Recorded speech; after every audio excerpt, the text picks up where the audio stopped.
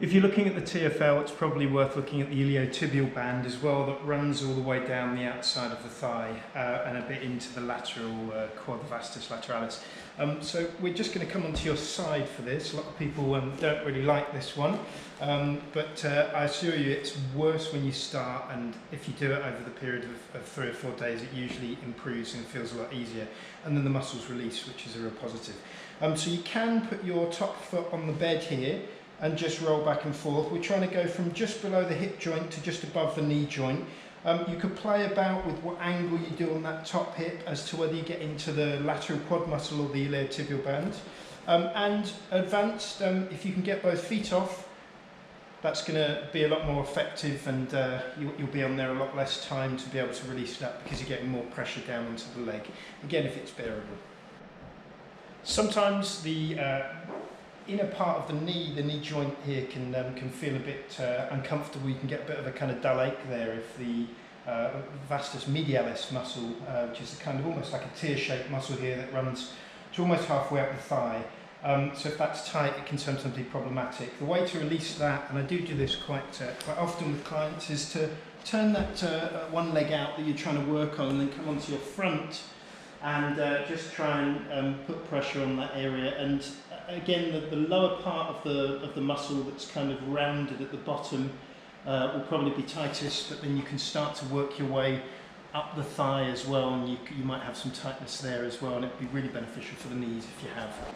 Some people get tight calves as well, and this can cause some problems that go down into the heel. Sometimes even plantar fasciitis can be triggered by tight soleus.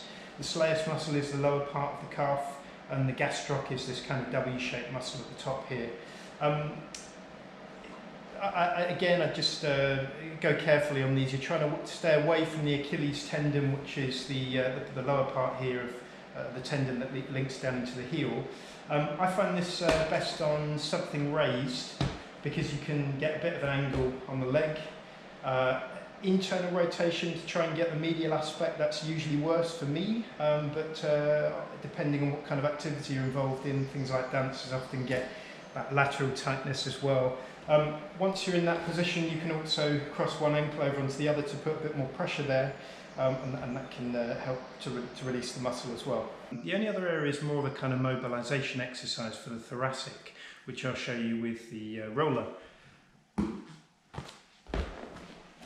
If you place the roller around the kind of where the bra strap area would be on a woman to start with, and just take the hands behind the head, make sure the neck's supported, and just extend over, and just kind of, you're aiming to not let the ribs pop out here. So if when you go back you flare the ribs like that, then you'll be working into the lower back rather than the thoracic, so the rib cage section of the spine. That's the area that you want to just get that kind of extension over.